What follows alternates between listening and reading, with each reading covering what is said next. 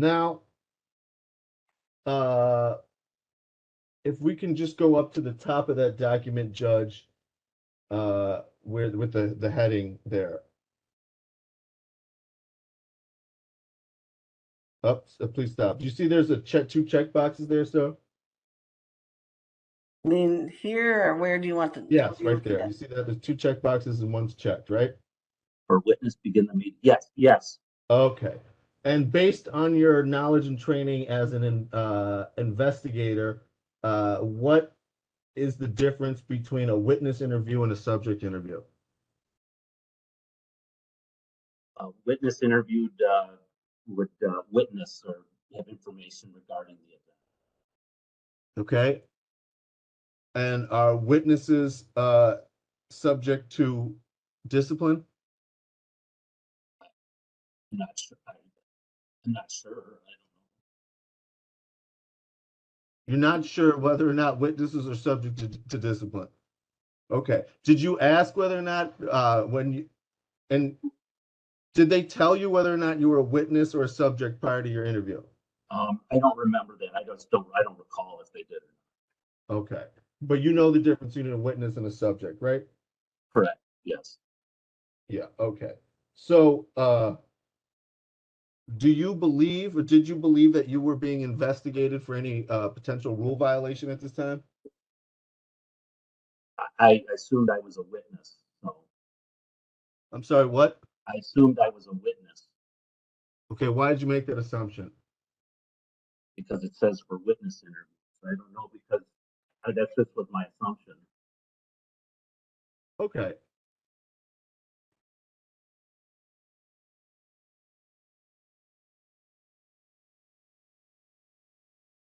And as a witness, I guess the question there is, were you ever investigated in a disciplinary context with regard to this escape? Not that I'm aware of. Okay. Were you ever charged with any work rule violations with regard to this escape? Not that I'm aware of. Okay. And can you remind us of your gender, please? I'm male. Okay.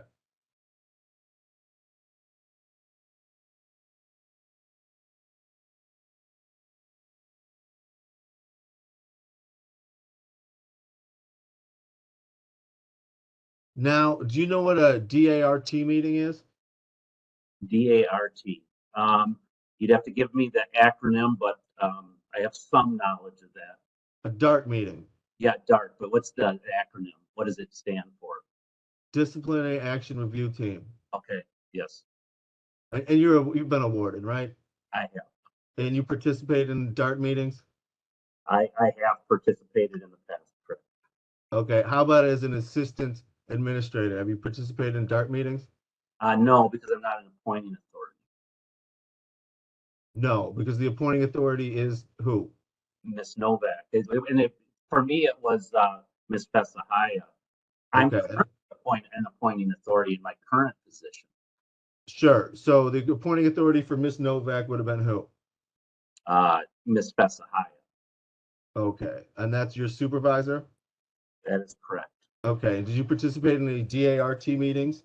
I wouldn't have because I wasn't part of it. I'm not an appointing authority, so I wouldn't be involved in those. I currently am in my current position because I'm an appointing authority, but when I'm not an appointing authority, I'm not. Okay, so you never participate in those meetings as an assistant? Not that I can recall. Okay.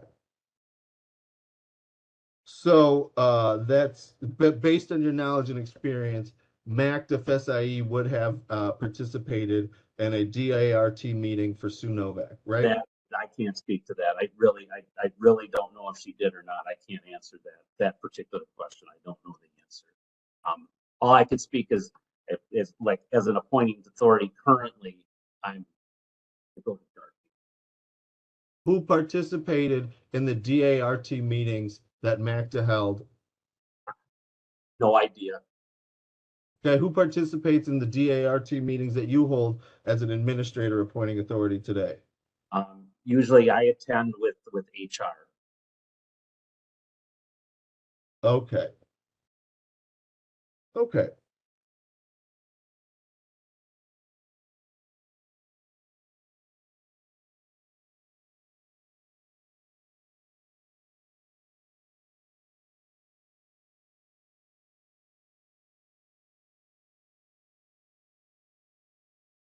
Now,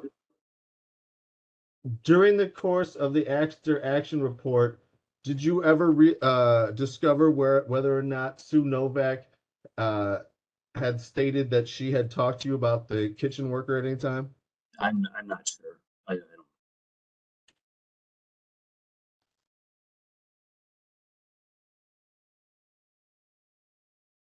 Okay.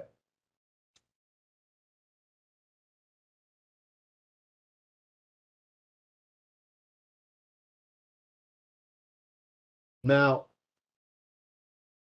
I'm gonna read to you uh, a letter from Sue Novak to MACDFSAE written on February 19th of 2020. Okay.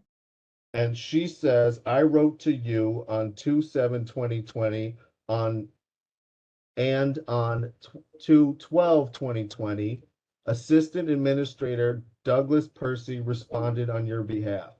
Is that an accurate statement? Oh, I have no idea. Do you have a copy of the letter? Yes. Because I'm not familiar with this at all. Or I don't remember any of this. Okay. So, Judge, this here is it's my 266, and I think you should be able to find it with a fine for Percy. Oh, but it's up at the top. So you want what? It's a handwritten page from Sue Novak, and it's on my page 266.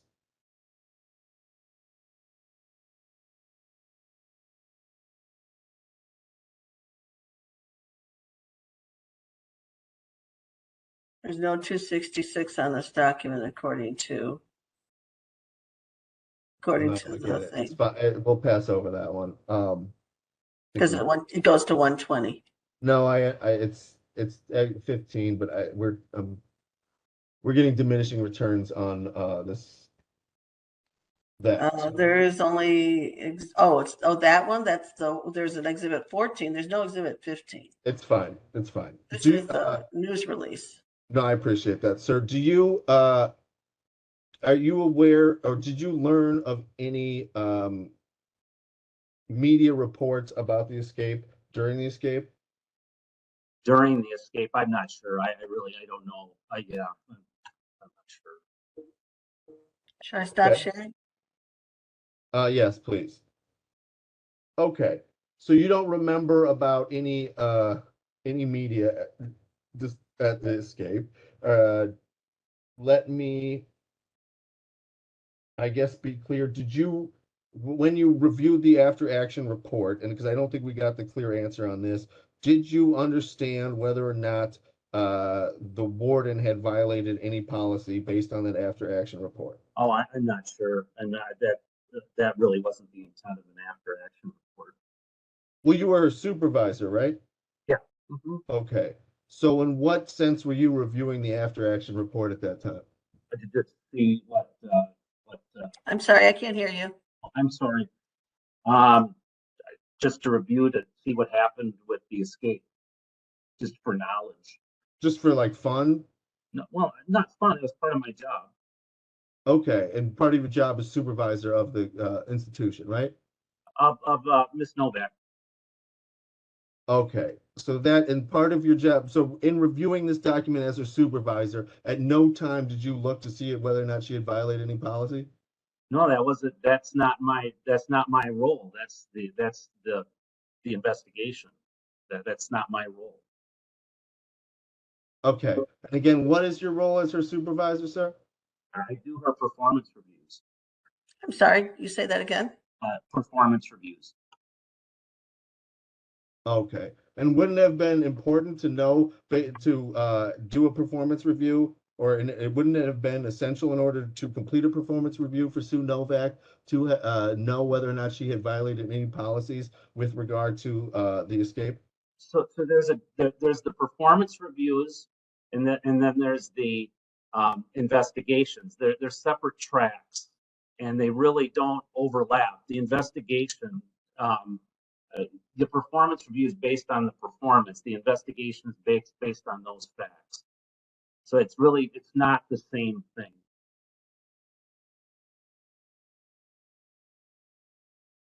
Okay. Okay. Well, so it's fair to say that you really don't recall anything about your interactions with Sue Novak regarding this the escape at all, right? Very, very little. I obviously have answered the questions truthfully. I really don't remember. Okay. And it's also fair to say that you're not aware of the policies and procedures over the institutions in which you supervise, right? Which policies and procedures? And for example, work rule 1. That's I don't know how to answer that question. Okay. And it's also true that you saw the condition of the fence at Columbia and did not report that condition of that fence to anybody above your level, correct? Objection, mischaracterization of the evidence. Sustained. He distinguished between your questions of that he had like somehow investigated or looked at it. He said he saw it, Right. just like saw it from a distance. That's what he said. The difference is between what you were asking him and what he said he did. Right. He said, okay. He said he saw these documents. Okay. So, And he did notice the difference between the fence at Columbia and the fence at, I think, Gracie. right. Okay. And he's also, okay. Well, we'll leave it at that, sir. I think we're all clear where we're at.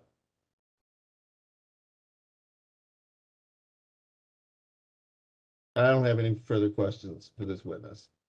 Okay, do you have any cross, Mr. Mullenbach? I do. I recognize it's already 5:06, so I'll be very brief, Judge. Mr. Percy, I believe you testified that wardens are responsible for making security decisions about their institutions. Did I hear you correctly? Yes. And does that include whether security demands putting a staff member on administrative leave? Yes. They're the appointing authority.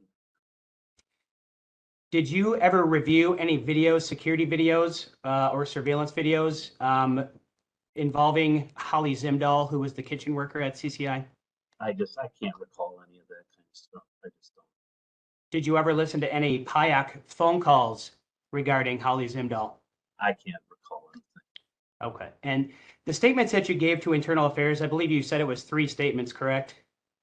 I believe that is correct. And were all those statements given in the year 2020? I believe, yes. And was your memory of the events surrounding the escape fresher in 2020 than it is now? Well, certainly, yes. It was 2 years ago, or what was it 3 years ago now? 3 years ago, yes. And you're aware, of course, well, let me rephrase. You're aware of the fact that the DOC has work rules, correct? Yeah. Mm-hmm. Yeah. Do you have those work rules memorized? No.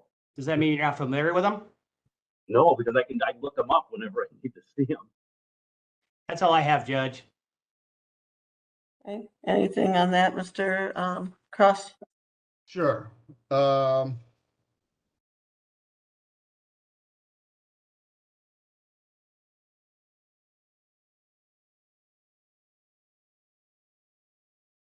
Your testimony here today is based on your not on your recollection, but based on the statements that you gave to Internal Affairs back in 2020, correct?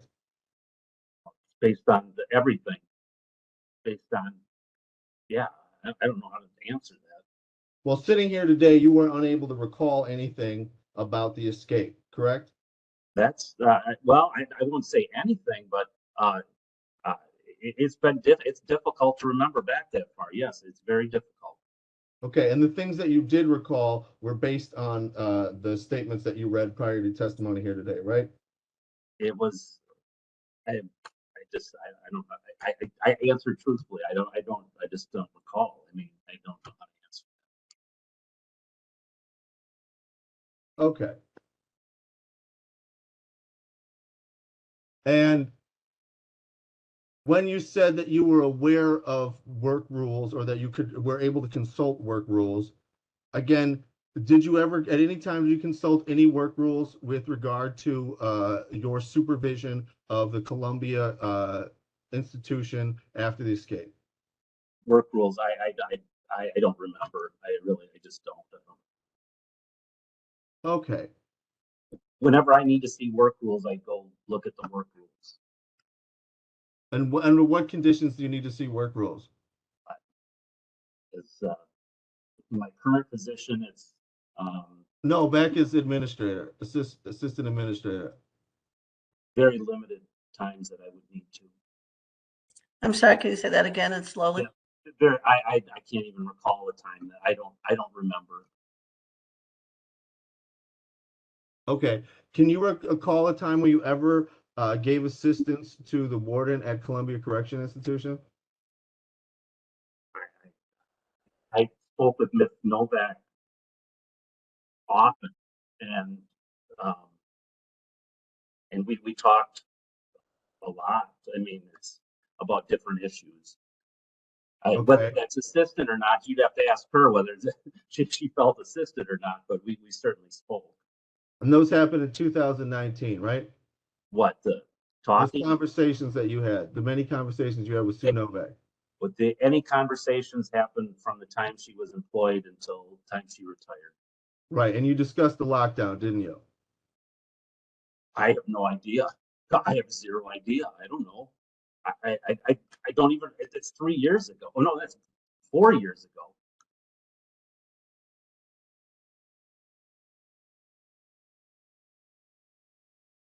And you discussed the kitchen worker, didn't you? Objection asked and answered.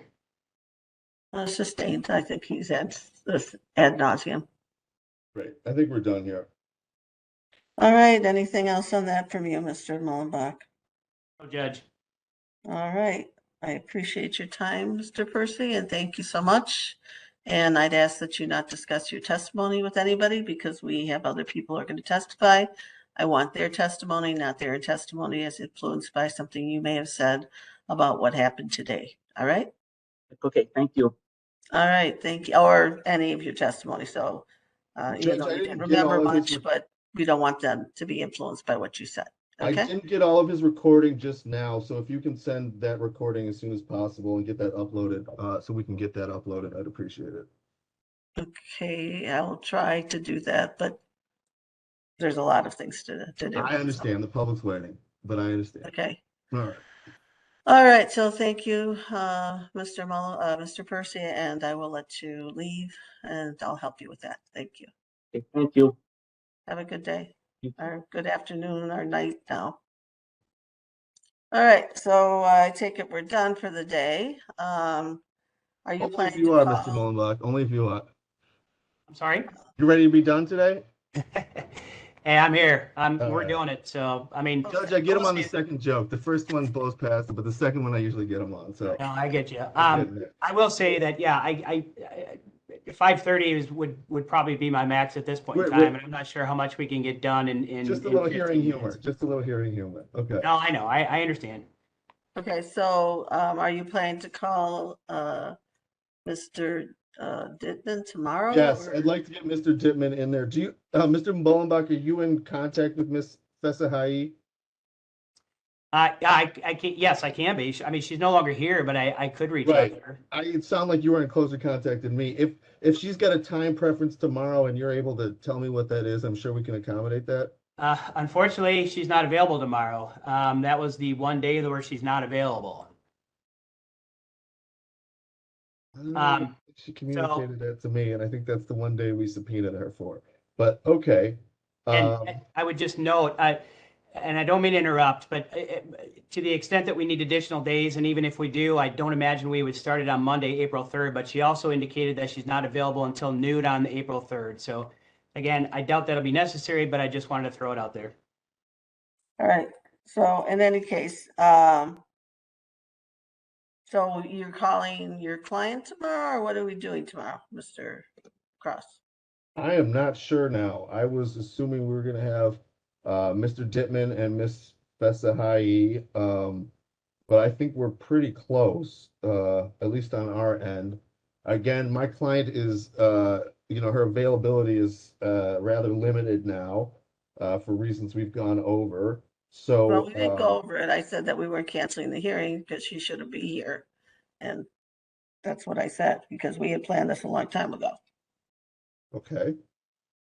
So, I think we were all trying to avoid going over the history of the scheduling of this thing. So I guess I can leave it at that. My point is that we weren't necessarily ready for her to go on, and it would be a lot less advantageous for her to be. I mean, it's going to be better for everybody, and the quality of the testimony for her to be here in the United States. So that's the fact. If